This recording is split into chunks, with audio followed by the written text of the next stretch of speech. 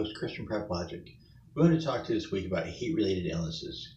With the rising summer temperatures coming and people engaging in sports activities, our upcoming census, and various protests and demonstrations throughout the country, heat-related illnesses are going to be a major problem.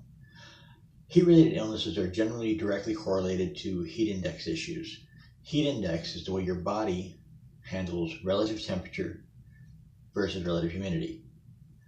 Humidity above 60% diminishes your body's ability to evaporate sweat, and thus makes it hard for your body to cool itself down. The danger zone in the heat index is 90 degrees temperature, 60% humidity. Now, these problems can be avoided with simple preparedness.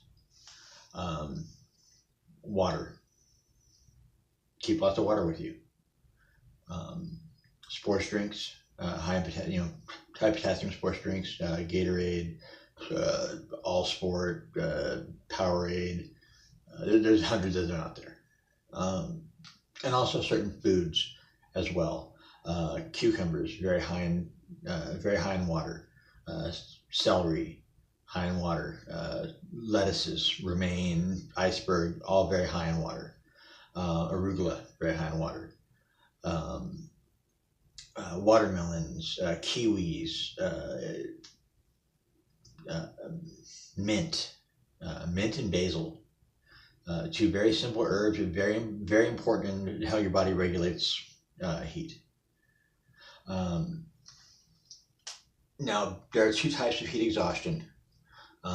Heat exhaustion can be broken down into water-related heat exhaustion, which you're going to experience thirst, weakness, headaches, and you could pass out, which is a natural defense mechanism of your body. Your body's trying to diminish the amount of action you're taking and bring your body temperature down.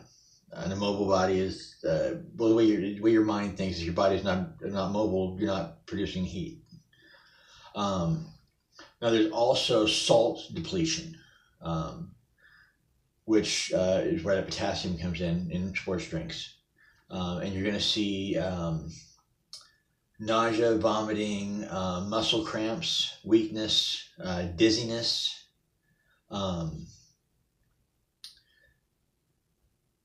These things, they're directly correlated to each other. The two can be, joint. You can see both symptoms of both at once or individually. Then you have heat stroke. Heat stroke is a completely different beast. Heat stroke, you're going to see throbbing headaches, a lack of sweating. Whereas in heat exhaustion, you're sweating profusely because your body's still trying to do its job, still trying to cool down. With a heat stroke, your body has basically said screw it and stopped working. It's not doing anything to handle the heat anymore. You're going to see throbbing headaches, a lack of sweating. Your skin's going to be dry and very red, like you're sunburned, and you're not going to sweat as much. In both cases, exhaustion and stroke, you can see goose flesh as well, and that's your body trying to open pores to try to let heat out. You're also going to see weakness, cramping, and nausea and vomiting in both cases. Which, you see any of these signs, immediately call 911. Now, if you can, get this person to an air-conditioned environment. You want to bring that body temperature down as soon as you can. If you can't get them to an air-conditioned environment, though, get them in the shade. Get as much excessive clothing off as you can. I know we say we want to preserve people's dignity, but no, this is a medical issue. They're dying. You have to help them. And sometimes to help them, you have to embarrass them or hurt them, and it sucks. So remove any excess clothing you can. Shirts, pants. You want as little clothing around major blood vessel areas as possible. You want to, in the case of heat exhaustion and heat stroke, you want to give them fluids, but in limited amounts. You don't want to let them chug water, because chugging water when you're dizzy and dehydrated can cause nausea, and if you vomit, that's going to further your dehydration. So little sips. If you have it like the bottom of a typical styrofoam cup, that little bottom pinch about this big, so let them take little sips of water, as cold as you can. Um, Most people have the inclination to pour a bucket of cold water over somebody. No, if they have like congestive heart failure or heart failure or any issue like that, or even if they're in a stroke, it can further the effects of that, and you don't want to do that. Um, but taking a towel in cold water and rubbing their head, um, rubbing ice cold water on their forearms, their neck, their back, their chest, their inner thighs, uh, and their feet. These are areas where blood vessels are very close to the skin, and that can help cool the body down a lot faster. Um, but again, prevention is the best step. Hydrate, hydrate, hydrate. In this day and age, it's easy to keep water with us. It's bottled water. A case of bottled water is $2.50 at Walmart or Gemco or wherever you happen to live close to. And it's not a big deal to keep a little cooler with cold water in your car.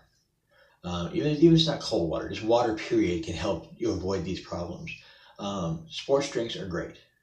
I recommend personally low sugar sports drinks. The low sugar Gatorade. I can't think of what they're all called. But low carb equals low sugar. So if there's any confusion there, because sugar dehydrates or can aid in dehydrating. Low sugar sports drinks though give you the benefits of the sports drink without the sugar. So low sugar sports drinks, a win. Water, a win. Like I said, cucumbers, lettuces, light vegetables you typically see in salads. Pack a salad for your lunch. It'll help keep your body temperature down. I hope we've been able to open a discussion on this for you and give you some insight into the situation. If you have any questions, feel free to comment below. Again, like, comment, share, and subscribe. We need you. We're all in this together. God bless.